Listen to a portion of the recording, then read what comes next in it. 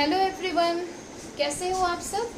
बढ़िया होगे। I hope घर पे हो। काफ़ी टाइम से स्कूल नहीं जाना है, कहीं बाहर नहीं जाना है, घर पे सेफ होगे, खा रहे होगे, पी रहे होगे, सब कुछ कर रहे होगे। लेकिन बेटा जी सबसे इम्पॉर्टेंट है पढ़ाई, ठीक है? उससे पीछे मत रहिए, पढ़ाई भी करिए, सब कुछ करिए, लेकिन पढ़ाई भी करिए, ठीक है? पढ़ाई में पीछे ना रहें और पीछे ना हो। लॉकडाउन में ऐसा ना हो कि आप बाकी सब बच्चों से पीछे हो जाएं। सब पढ़िए, बढ़िया से पढ़िए। बहुत दिनों से स्कूल नहीं गए हो ना सब, स्कूल को बहुत ज़्यादा मिस कर रहे होगे काफ़ी टाइम से। बस आपकी इसी मिसिंग को थोड़ा सा कम करने के लिए, बस आपकी इस कमी को थोड़ा सा पूरा करने के लिए मैं आई हूँ। मेरा नाम है शालू, ठीक है? मैं आपको क्लास 9 की बायोलॉजी पढ़ाने आई हूँ। बेटा जी बुक्स वगैरह आपने देखा होगा तो आपने चैप्टर ज़रूर देखे होंगे अभी तक बायो के, है ना? फिर भी मैं आपको चैप्टर्स एक बारी एक्सप्लेन कर देती हूँ, सारे चैप्टर्स बता देती हूँ आपको कौन कौन से चैप्टर्स पढ़ने हैं। आपका सिलेबस बहुत ज़्यादा नहीं है, आपको चैप्टर्स बहुत ज़्यादा नहीं पढ़ने हैं, लेकिन हाँ जो पढ़ना है वो बहुत इंपॉर्टेंट है, क्योंकि आपका यहाँ से बेस मजबूत होगा, बेस स्ट्रॉन्ग होगा। आप आगे जा कर के जो भी करने वाले हो लाइफ में, आप 11th 12th में बायोलॉजी लेने वाले हो या फिर कुछ भी पढ़ने वाले हो, आपका इस पोर्शन का चैप्टर आपके बेस को तो बहुत मजबूत करने वाला है। इसलिए बेटा जी सबसे पहले हम लोग ये डिस्कस कर लेते हैं कि आपके चैप्टर्स कौन कौन से हैं। बहुत ज़्यादा चैप्टर्स नहीं है, कुछ ही चैप्टर्स है। सबसे पहला चैप्टर है आपका the unit of life, that is cell. सबसे पहला चैप्टर है cell, the unit of life. The unit of life cell में आपको कुछ चीज़ें पढ़नी है, जैसे कि आप लोग को पता होगा हमारा घर किस चीज़ से मिलके बना होता है बेटा? ब्रिक से, है ना? ईंटों से मिलके बना होता है। बिल्कुल वैसे ही हमारे बॉडी का सेल, जो हमारा बॉडी का जो पूरा स्ट्रक्चर है वो किस चीज़ से मिलके बनता है? छोटे छोटे सेल से। बहुत सारे छोटे छोटे सेल मिलते हैं और किस चीज़ का फॉर्मेशन करते हैं? हमारे बॉडी का स्ट्रक्चर बनाते हैं। तो सेल क्या होता है? हमारी बॉडी का स्ट्रक्चरल और फंक्शनल यूनिट होता है, ये बात ध्यान रखिएगा। तो इस चैप्टर में आपको सेल के बारे में, सेल के स्ट्रक्चर के बारे में, सेल मिल करके क्या करता है, क्या स्ट्रक्चर बनाता है, ये सारी चीज़ें पढ़नी है। जो दूसरा चैप्टर है दैट इज सेकंड चैप्टर आपका है टिश्यूज़। अच्छा एक बात आपको पता है, जैसे हमारा फैमिली, बहुत सारे इंडिविजुअल्स हैं, सब आपस में मिलके एक साथ रहते हैं और क्या बनाते हैं? फैमिली का फॉर्मेशन करते हैं, फैमिली बनती है ना? बहुत सारे लोग एक साथ रहते हैं तो क्या बन जाती है? फैमिली बन जाती है। बिल्कुल वैसे ही बेटा जी हमारे बॉडी के अंदर बहुत सारे एक तरह के सेल्स जब एक साथ रहते हैं, बहुत सारे एक तरह के सेल्स जब एक साथ रहते हैं तो वो किस चीज़ का फॉर्मेशन करते हैं? टिश्यूज़ का। अब टिश्यूज़ का इम्पॉर्टेंस तो बहुत है, क्योंकि हमारा पूरा बेसिक स्ट्रक्चर जो है सेल्स है, लेकिन सेल्स मिल करके क्या बनाते हैं? टिश्यूज़। और टिश्यूज़ आगे जा कर के इस पूरी बॉडी का फॉर्मेशन करते हैं। किस तरीके से, इसको डिस्कस करेंगे चैप्टर में। उससे पहले जो थर्ड चैप्टर है आपका वो है डाइवर्सिटी, ठीक है? अभी तक सेकेंड चैप्टर तक डिस्कस किया है, थर्ड चैप्टर है डाइवर्सिटी। डाइवर्सिटी कहने का मतलब है, कैसे समझाऊं आपको मैं डाइवर्सिटी के बारे में? डाइवर्सिटी मतलब सिंपल सी बात हुई बेटा, किसी चीज़ का डाइवर्स होना, मतलब इस अर्थ पे जो ऑर्गेनिजम्स रहते हैं उनकी वैरायटीज़ बहुत सारी है। ऑर्गेनिजम्स क्या है? बहुत डाइवर्स है। ऑर्गेनिज्म हुआ, प्लांट हुआ, हर एक चीज़ क्या है? बहुत डाइवर्स है। सिंपल सी लैंग्वेज में कही जाए तो अब कुछ दिनों के बाद दिवाली का सीज़न आने वाला है। जैसे दिवाली शुरू होगा बेटा जी, आपको पता है घर में बहुत सारे अनगिनत कीड़े आ जाएंगे। छोटे छोटे कीड़े होते हैं ना, कई एक वैरायटीज़ कीड़े की देखने मिलती है, इंसेक्ट्स की कई एक वैरायटीज़ हमको देखने मिलती है। किसमें? दिवाली के टाइम में। बिल्कुल वैसे आप सोचिए, दिवाली में आप अपने घर में इतने सारे कीड़े देख रहे हो, अगर आप बाहर कहीं जंगल में चले जाओ तो ना जाने कितने वैरायटीज़ के इंसेक्ट्स देखने मिलेंगे। बस यही होता है डाइवर्सिटी। आपको एक और एग्जाम्पल दे दिया जा सकता है, जैसे कि आपके घर में अभी आम का सीज़न चल रहा है ना, मैंगो बहुत तेज़ सब लोग खा रहा होगा अभी। आपको पता है हम लोग छोटे से शहर में रहते हैं सासाराम में, और यहाँ ना जाने कितनी मैंगो की वैरायटी देखने हमको मिल जाती है, खाने मिल जाती है। सोचो पूरी दुनिया में जब हम जाएंगे तो ना जाने कितनी वैरायटीज़ होंगी, है ना? कितने अनगिनत वैरायटीज़ होंगे मैंगोज़ के। बस वही बेटा जी, किसी एक चीज़ का अलग अलग फॉर्म में होना, यही क्या होती है? डाइवर्सिटी होती है। इस अर्थ पे कई एक तरह के ऑर्गेनिज्म, प्लांट्स, ह्यूमन, एनिमल सब प्रेजेंट है। इसी को क्या बोलते हैं? डाइवर्सिटी बोलते हैं। उसको डिस्क्रिप्शन में पढ़ेंगे, उस चैप्टर में अच्छे से पढ़ेंगे उसके बारे में। उसके बाद फोर्थ चैप्टर, थर्ड हुआ है, फोर्थ चैप्टर जो है वो है आपका ह्यूमन डिजीज़, है ना? Human disease and simply human health and disease है, ठीक है? अच्छा इसके लिए मुझे एक बात याद आती है, हेल्थ इज़ वेल्थ, ठीक है? हेल्थ है तो सब कुछ है। तो इस चैप्टर में आप एक्चुअल मीनिंग समझेंगे किसका? हेल्थ का। हेल्थ बोलते किसे हैं? हेल्थ ये नहीं कि अगर मैं अच्छी भली दिख रही हूँ आपको तो मैं हेल्दी हूँ, बिल्कुल भी नहीं। हेल्थ होता है बेटा अगर मैं मेंटली, सोशली, साथ ही साथ फिजिकली मैं ठीक हूँ, हेल्दी हूँ, तभी मुझे हेल्दी बोला जाएगा, वरना मैं हेल्दी नहीं हूँ। ठीक है, ऐसा नहीं कि मैं सामने से आपको अच्छी भली दिख रही तो मैं हेल्दी हूँ, ये नहीं कह सकते। हेल्थ का मतलब होता है social, mental and physical wellness. ठीक है, इसके बारे में हम लोग इस चैप्टर में पढ़ेंगे, साथ ही साथ इसमें पढ़ेंगे डिजीज़ के बारे में कि ह्यूमंस में डिजीजेस कौन कौन से तरह के होते हैं, कौन कौन से टाइप के डिजीजेस होती हैं, माइक्रोब्स कौन से डिजीज़ को कौन सा माइक्रोब कॉज करता है, कैसे उसका ट्रीटमेंट होता है, कैसे इन्फेक्शन होता है, ये सारी चीज़ें पढ़ेंगे। ठीक है, नेक्स्ट बेटा जी, नेक्स्ट चैप्टर जो 2 चैप्टर्स हैं आपके कंबाइंड हैं। ठीक है, बस उसको अलग अलग फॉर्म में हम लोग पढ़ेंगे। उस चैप्टर का नाम है फूड रिसोर्सेज। फूड रिसोर्सेज मतलब जो हम लोग फूड खाते हैं वो फूड आता कहाँ से, वो सोर्स क्या है उसका। ठीक है, वो फूड रिसोर्स है वो आता कहाँ से, उसका सोर्स क्या है एक्चुअल, कैसे उसका प्रोडक्शन होता है और कैसे हम लोग उसको यूटिलाइज करते हैं, ये सारी चीज़ें पढ़नी है हमको।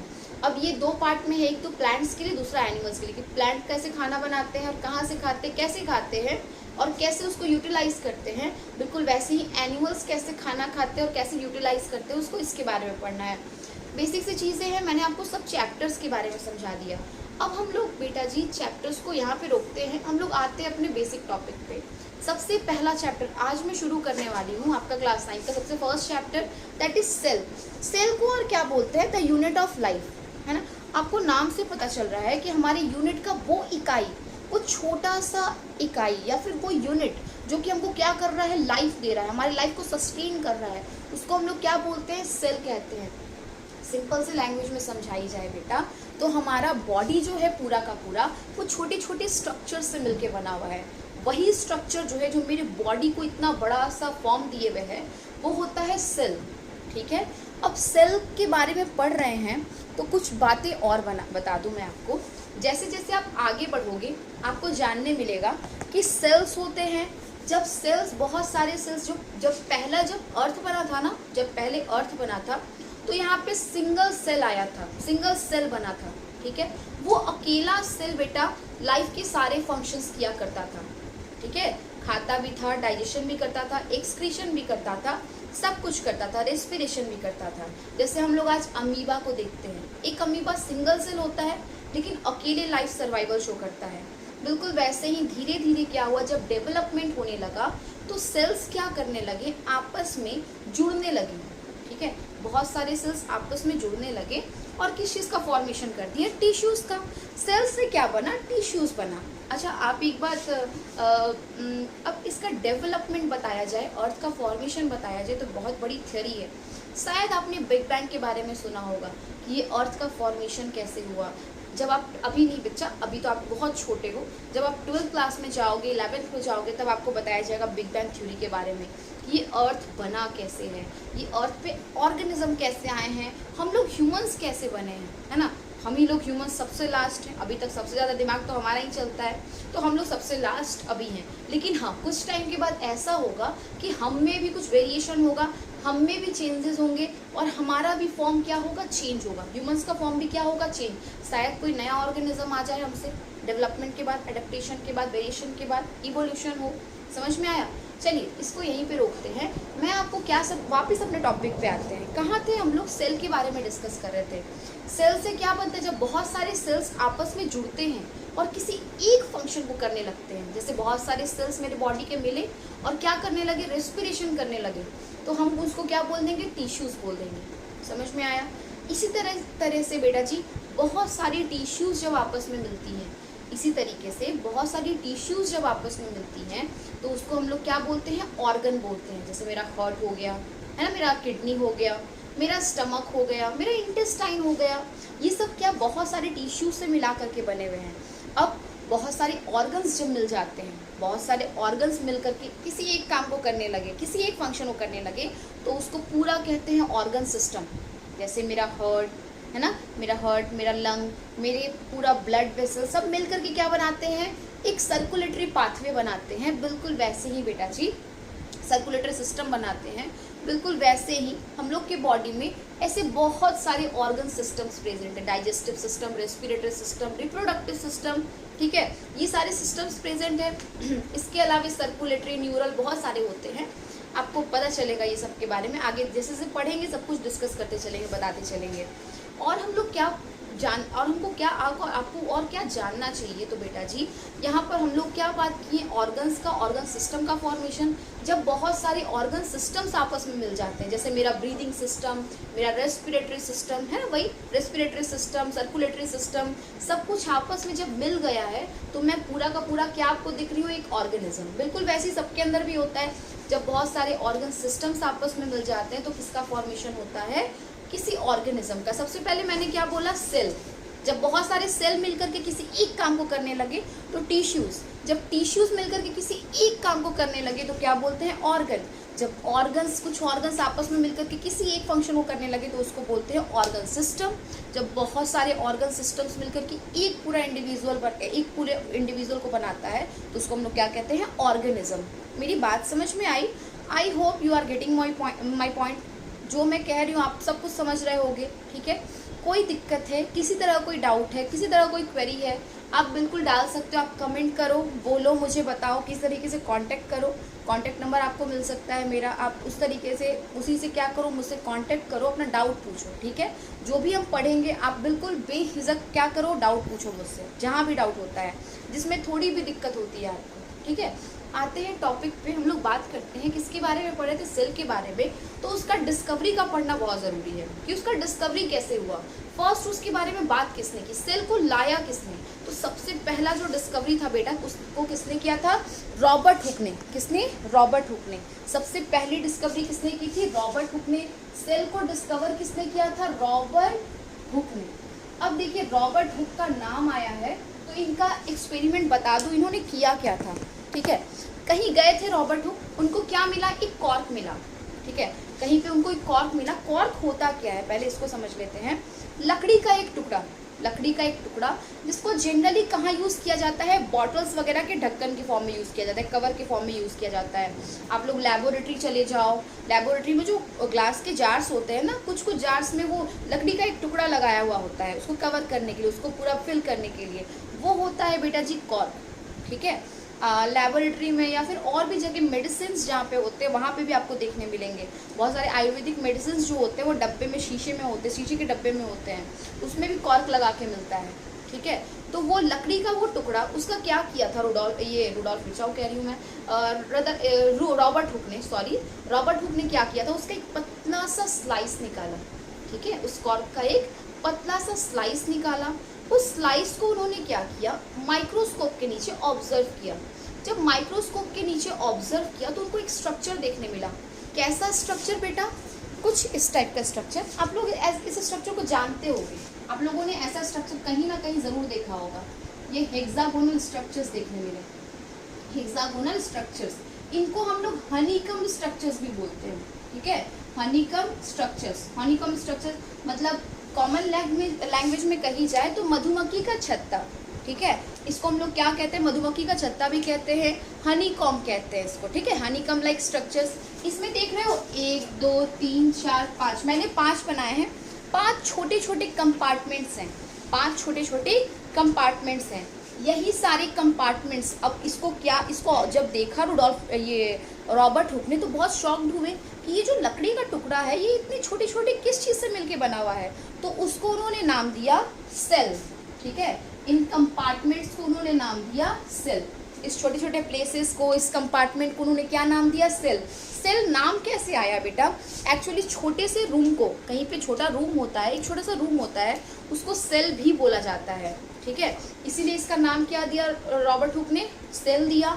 आज भी हम लोग सेल के नाम से जानते हैं, ठीक है। वो स्मॉलेस्ट यूनिट को हम लोग सेल के नाम से जानते हैं। किसका नाम दिया हुआ है, रॉबर्ट हुक का। सबसे पहले सेल की डिस्कवरी किसने की थी, रॉबर्ट हुक ने। लेकिन एक और बात, जो कॉर्क था बेटा वो तो प्लांट से अलग हुआ था, प्लांट से अलग बहुत टाइम पहले अलग करके लाया गया था उसको, और बहुत टाइम से वो प्लांट से अलग था, सेपरेटेड था। तो वो लोग लिविंग नहीं होंगे, वो जो सेल्स होंगे, वो जो पार्ट होगा, वो टुकड़ा होगा, वो लिविंग नहीं होगा, वो लाइफ की कोई एक्टिविटी नहीं कर रहा था, तो वो लिविंग नहीं था, वो कैसा था, डेड था। इसका मतलब रॉबर्ट हुक ने सबसे पहले सेल की तो डिस्कवरी की, लेकिन वो सेल कैसा था, डेड, लाइव नहीं था, वो कैसा था, डेड था। वो सेल कैसा था, डेड सेल था। मतलब रॉबर्ट हुक ने फर्स्ट सेल की डिस्कवरी की, but the cell was dead, not alive. ठीक है।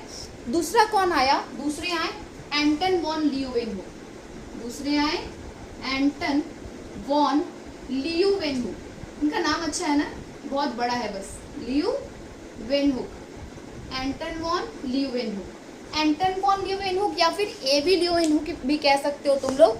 एंटन वॉन ल्यूवेनहुक जो थे उन्होंने फर्स्ट लाइफ सेल की डिस्कवरी की थी, फर्स्ट लाइफ सेल की डिस्कवरी की थी।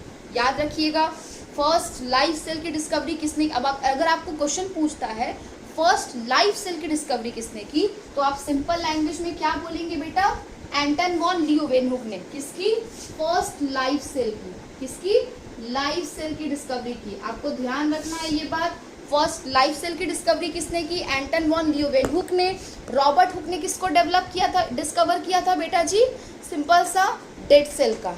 ठीक है। अगर तुमसे कोई क्वेश्चन पूछता है who discovered the first cell, सिर्फ फर्स्ट सेल बोला है, डेड या लाइफ नहीं बोला, तो आप क्या बोलोगे? Robert Hooke.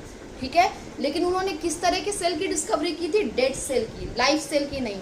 उसी जगह पे अगर आपसे कोई पूछता है who discovered the first life cell, ठीक है, who discovered the first life cell, तो आप क्या बोलोगे? Anton van Leeuwenhoek. किसने? Anton van Leeuwenhoek. रिपीट करो आप लोग भी, Anton van Leeuwenhoek, Anton van Leeuwenhoek. इन्होंने डिस्कवर किया था फर्स्ट लाइफ सेल को। ये दो बातें याद रखिएगा। अच्छा, सेल के अंदर सबको पता है, छोटी सी बात तो पता होगी ना, जो सेल होता है, सेल के सेंटर में न्यूक्लियस होता है, सेल के सेंटर में न्यूक्लियस होता है। उस न्यूक्लियस की डिस्कवरी किसने की थी? रॉबर्ट ब्राउन ने। किसने? रॉबर्ट ब्राउन ने। जो सेल होता है बेटा, रॉबर्ट ब्राउन ने किसकी डिस्कवरी की? न्यूक्लियस की। किसकी डिस्कवरी की?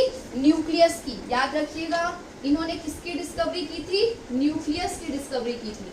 अब न्यूक्लियस होता क्या है? तो सिंपली सेल होता है ना, सेल, सेल के सेंटर में एक स्ट्रक्चर होता है, सेल के सेंटर में एक स्ट्रक्चर होता है जिसको हम लोग क्या कहते हैं? न्यूक्लियस कहते हैं। सेल के सेंटर में एक स्ट्रक्चर होता है जिसको क्या बोलते हैं बेटा? न्यूक्लियस कहते हैं। याद रखिएगा ये बात, चाहे वो प्लांट सेल हो, एनिमल सेल हो, बैक्टीरियल सेल हो, किसी भी तरह का सेल हो, उसके सेंटर में एक स्ट्रक्चर होगा जिसको बोलते हैं न्यूक्लियस। जैसे हमारे बॉडी में हमारा ब्रेन है ना, सारे मेरी एक्टिविटीज़ को कंट्रोल कर रहा है, बिल्कुल वैसे ही सेल के सेंटर में एक स्ट्रक्चर होता है न्यूक्लियस। वही क्या करता है? सेल के सारे एक्टिविटीज़ को कंट्रोल करता है। क्या? न्यूक्लियस जो क्या करता है? सेल के सारे एक्टिविटीज़ को कंट्रोल करता है। ध्यान में रखिएगा, इस न्यूक्लियस की डिस्कवरी किसने की थी? रॉबर्ट ब्राउन ने। फर्स्ट सेल की डिस्कवरी किसने की थी? रॉबर्ट हुक ने। लेकिन वो सेल कैसा था? डेड। दूसरे सेल की दूसरा अगर पूछा जाए लाइफ सेल की डिस्कवरी किसने की थी? फर्स्ट लाइफ सेल की क्या बोलोगे? एंटन वॉन ल्यूवेनहुक ने। हाँ, ध्यान रहेगा। तीसरा, फर्स्टली न्यूक्लियस की डिस्कवरी किसने की थी? है ना, न्यूक्लियस की डिस्कवरी किसने की थी बेटा? सेल के न्यूक्लियस की। किसने? रॉबर्ट ब्राउन ने। ध्यान रखिएगा, ये तीन बातें मैंने तीन बातें बताई हैं, तीनों बातें आपको ध्यान होनी चाहिए। अब हम लोग आगे कुछ और पढ़ते हैं। यहाँ तक समझ में आया? आई होप समझ में आया होगा। कुछ दिक्कत होगा तो ज़रूर पूछिएगा। हम लोग आगे बातें करते हैं। देखिए, धीरे धीरे टाइम बीता, ठीक है, धीरे धीरे टाइम बीता, तो क्या हुआ? सेल को स्टडी करना शुरू किया लोगों ने। ठीक, जैसे ही अब सबसे पहले किसने? रॉबर्ट हुक ने बताया था कि कुछ होता है जो हमारी बॉडी को बनाता है। वो क्या होता है? छोटा स्ट्रक्चर, बेसिक स्ट्रक्चर सेल होता है। उसको बहुत डिस्क्रिप्शन में उन्होंने समझाया नहीं। ठीक है। फिर कौन आए? एंटन वॉन ल्यूवेनहुक आए। एंटन वॉन ल्यूवेनहुक ने लाइफ सेल को डिस्कवर तो कर दिया, उसके बारे में तो बता दिया, बस बहुत डिस्क्रिप्शन में नहीं गए। सेल के अंदर क्या होता है, उसका स्ट्रक्चर कैसा होता है, ये सारी बातें कुछ नहीं बताए थे वो। ठीक है।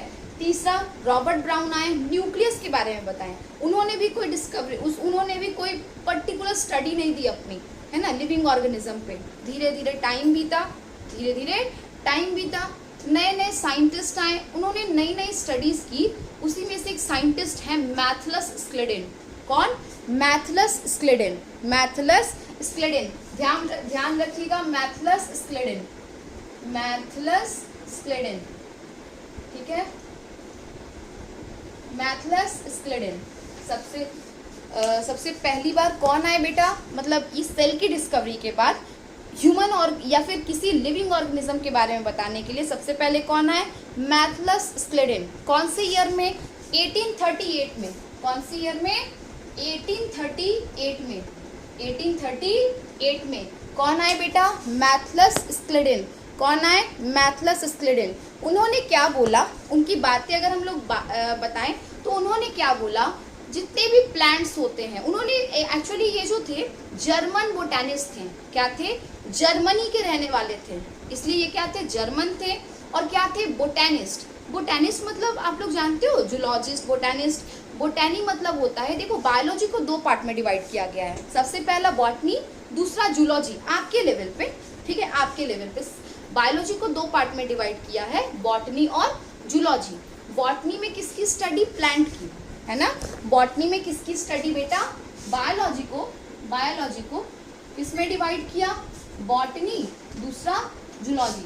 ये चीजें आपको पता होनी चाहिए, बस इसीलिए बता रही हूँ। कुछ भी ऐसा नहीं है कि आपको पढ़ना है या फिर कुछ भी, आपको मालूम होना चाहिए। आप बायो पढ़ रहे हो तो बॉटनी और जूलॉजी। अगर हम प्लांट्स की स्टडी कर रहे हैं, प्लांट्स के बारे में पढ़ रहे हैं बायोलॉजी में, तो वो किस फील्ड का होता है, बॉटनी का। मतलब प्लांट्स की स्टडी कर रहे हैं तो वो क्या हुआ, बॉटनी।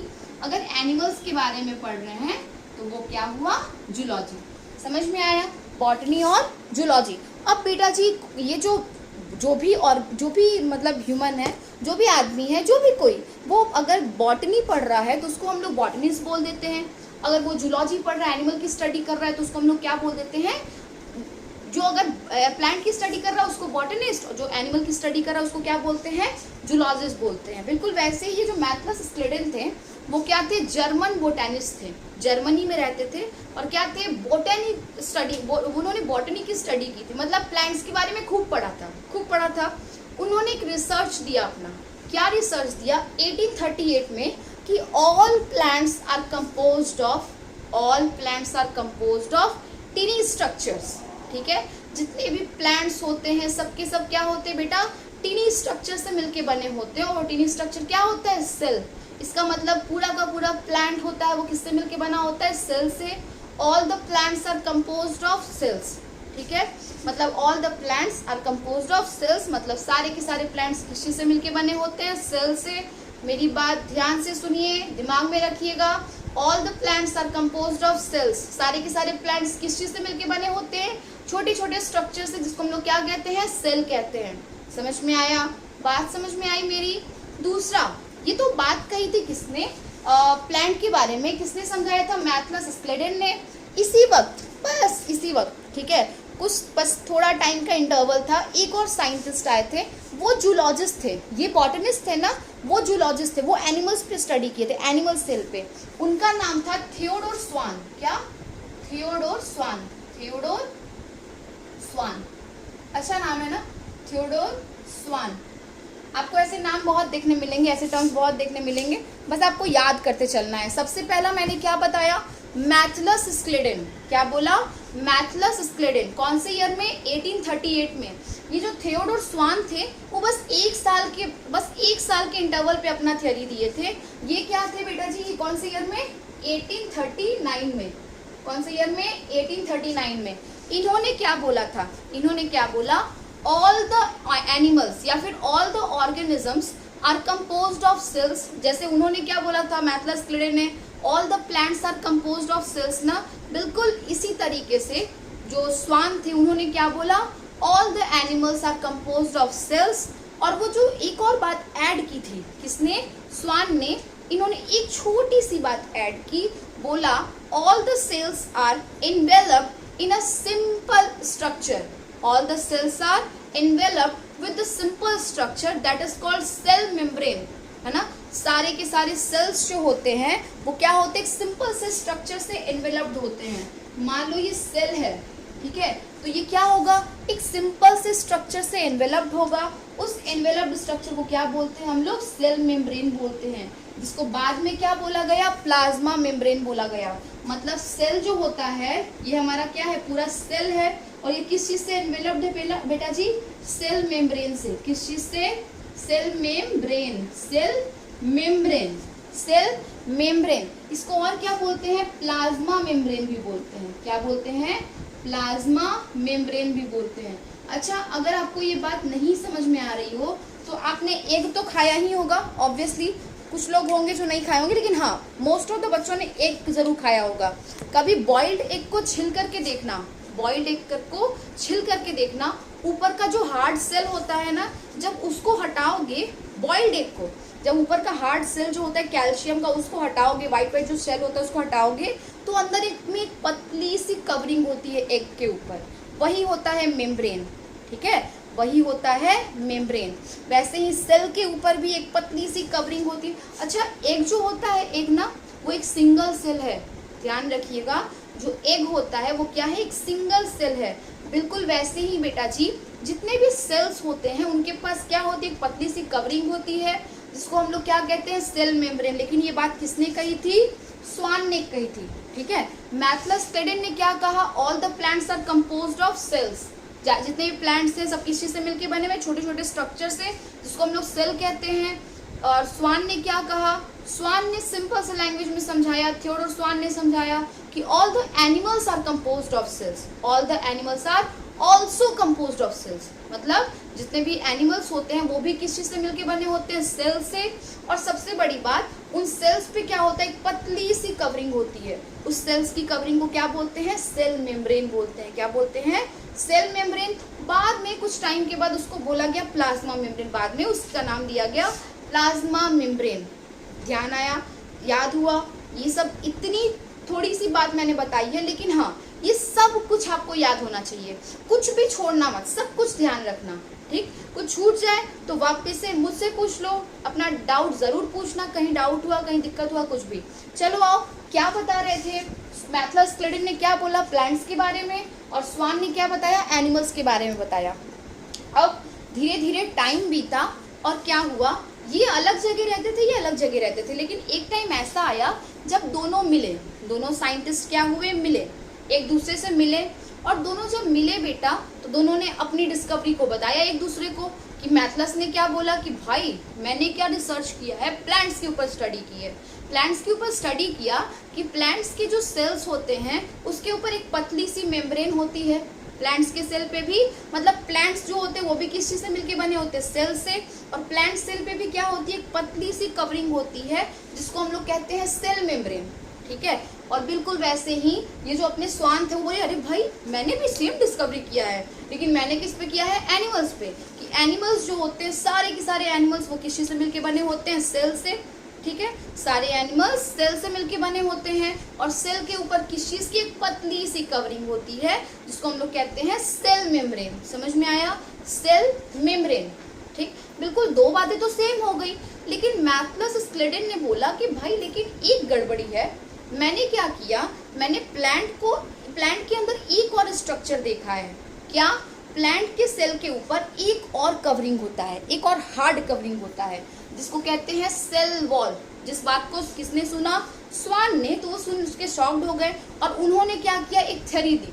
क्या बोला कि जो प्लांट सेल्स होते हैं, ठीक है, जो प्लांट सेल्स होते हैं उनके ऊपर क्या होता है, एक सेल वॉल होता है, मतलब all the plant sales also contain cell wall over the cell membrane। ठीक है, all the plant cells contain cell wall over the क्या, cell membrane। ये बात किसने कही थी बेटा, स्वान ने। स्वान ने ये बात सामने रखी, इसका एक्सप्लेनेशन दिया, लेकिन हाँ ये बोला कि जो ये एनिमल सेल होते हैं उनमें क्या होते हैं, सेल वॉल एब्सेंट होते हैं। ठीक है, that is cell wall are absent in animal cell, cell wall is only present in plant cell, not in animal cell, remember that। ठीक है, क्या बोला बेटा, प्लांट सेल्स जो होते हैं, अब देखो हम लोग अभी तक तीन बातें डिस्कस कर चुके हैं। सबसे पहले जब कौन आए बेटा, ये मैथलस क्लेडेन आए, उन्होंने क्या कहा, all the plant cells are composed of cells. ठीक है, वैसे ही कौन आए, स्वान, उन्होंने क्या कहा, all the animals are composed of cells and the cell contain an envelope called plasma membrane और cell membrane। ठीक, फिर जब दोनों मिले तो उसके बाद कुछ डिस्कशंस के बाद स्वान ने एक और बात कही। स्वान ने क्या बोला कि all the plant cells contain cell wall that is absent in the animal cell, all the plant cell क्या कंपोज करते हैं, सेल वॉल, जो कि किस में एब्सेंट होता है, एनिमल सेल में एब्सेंट होता है। रिमेंबर दैट, बोला पहले भी, ध्यान रखिएगा इस बात को, ये डिफरेंस होता है एनिमल सेल का और प्लांट सेल का, सबसे इंपॉर्टेंट डिफरेंस है। एनिमल सेल और प्लांट सेल में सबसे इंपॉर्टेंट डिफरेंस है, याद रखिएगा। फिर क्या हुआ, टाइम बढ़ा, टाइम बीता, ठीक है, धीरे धीरे धीरे टाइम बीता। इन लोगों ने, दोनों ने मिलके, किसने किसने, स्वान ने और स्क्लेडेन ने, मतलब स्क्लेडेन स्वान की क्या हो गई, पेयरिंग हो गई। दोनों अब मिल करके थ्योरी देते थे, कुछ भी बात करते थे दोनों मिल करके करते थे। स्क्लेडेन स्वान, क्या, स्क्लेडेन एंड स्वान, याद रखिएगा, स्क्लेडेन एंड स्वान, एकदम जबान पे रट लीजिए, स्क्लेडेन एंड स्वान। स्क्लेडेन एंड स्वान ने क्या किया बेटा, अब बहुत कुछ पढ़ चुके थे, ये पढ़ चुके थे कि एनिमल सेल, एनिमल जो होता है किस चीज से मिलकर बना होता है, सेल से। प्लांट किस चीज से मिलकर बना होता है, सेल से।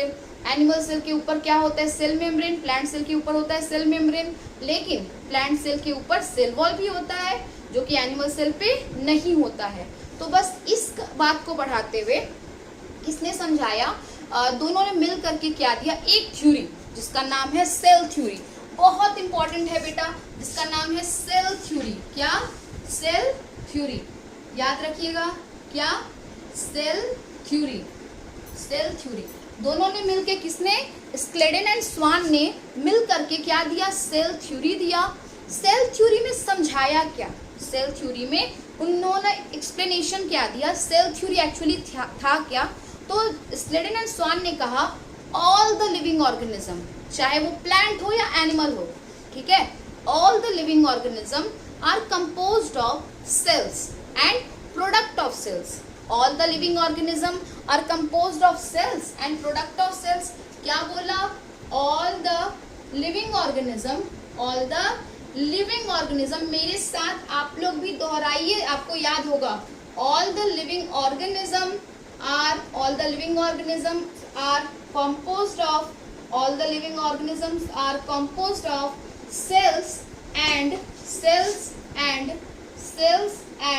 product of cells. All the living organisms are composed of cells and products of cells. ध्यान रखिएगा, बहुत इंपॉर्टेंट थ्योरी थी, बहुत ज्यादा इंपॉर्टेंट थ्योरी थी, ध्यान में रखिएगा। क्या बोला, all the living organisms are composed of cells and products of cells. All the living organisms are composed of cells and product of cells. समझ में आया बेटा, all the living organisms are composed of cells and product of cells. अच्छा, आप लोग को ये बात तो समझ में आ गई होगी कि जितने लिविंग ऑर्गेनिजम्स होते हैं वो किस चीज से मिलके बने होते हैं, सेल से मिलके बने होते हैं। लेकिन ये प्रोडक्ट ऑफ सेल क्या है ना, प्रोडक्ट ऑफ सेल क्या है। एक बात बताइए, क्या आपका जो पूरा बॉडी है, क्या आपका जो पूरा बॉडी है या मेरा जो पूरा बॉडी है, क्या इसमें सिर्फ सेल ही है या कुछ और भी सब्सटेंस है।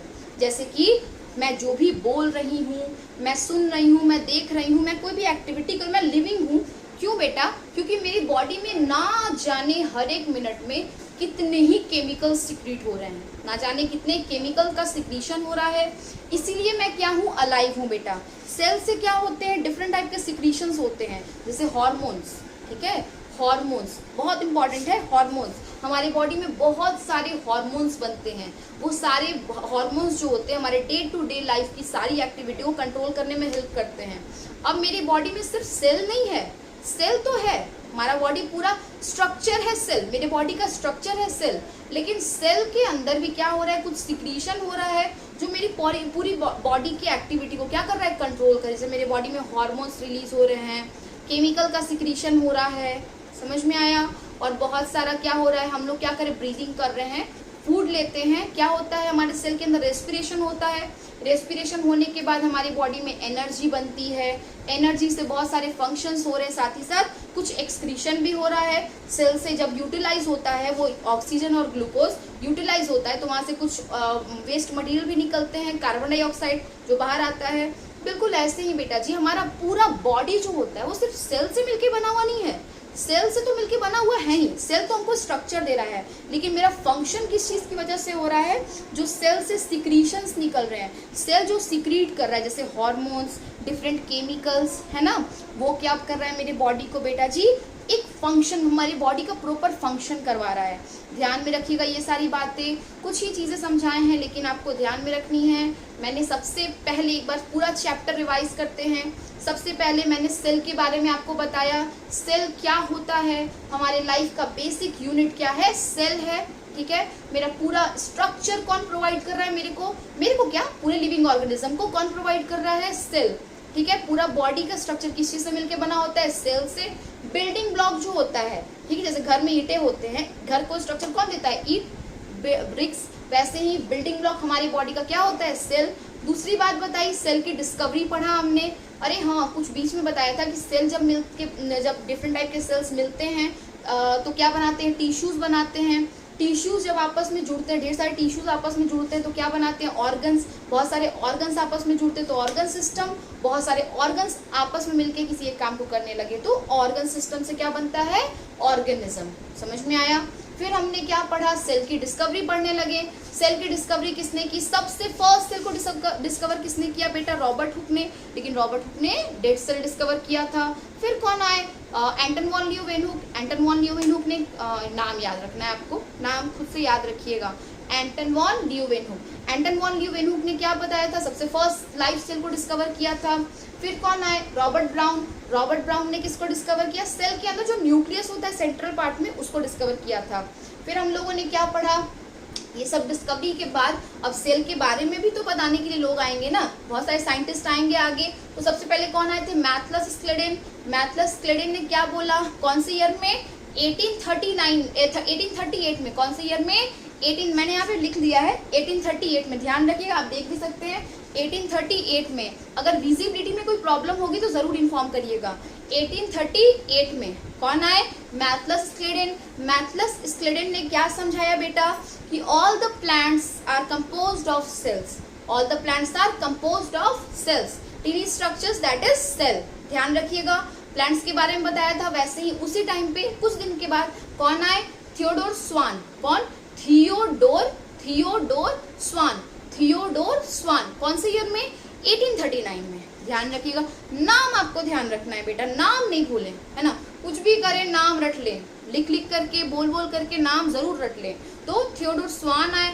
थियोडोर स्वान ने क्या बोला बेटा, all the animals are composed of cells, मतलब सेम टू सेम थ्योरी दिया था जो इसमें स्क्लेडेन ने समझाया था ना, मैथलस स्क्लेडेन ने बिल्कुल वही बात कही थी, बस थोड़ा सा उन्होंने प्लांट के बारे में कहा, इन्होंने एनिमल के बारे में कहा था कि all animals are composed of cells and cells are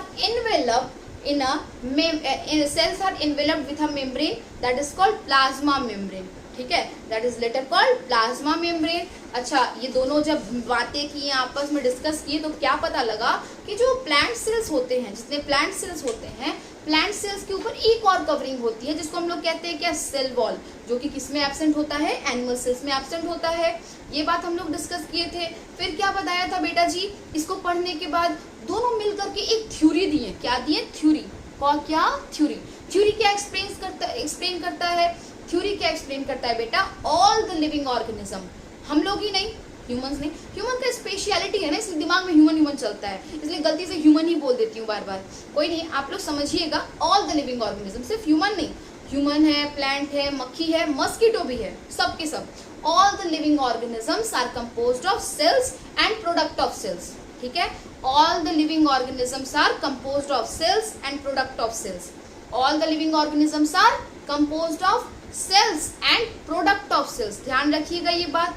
लेकिन हाँ, यहाँ पे क्या हुआ, अच्छा हाँ भी बताया, प्रोडक्ट ऑफ सेल्स क्या होते हैं, हमारे बॉडी में जो केमिकल सिक्रीशंस होता है, हमारे बॉडी में जो हार्मोन्स बनते हैं, ये सारी चीजें क्या होती है, सेल के प्रोडक्ट्स होते हैं। ध्यान रखिएगा, सेल को तो समझ ही रहे हो, जो हम लोग का बेसिक स्ट्रक्चर है सेल।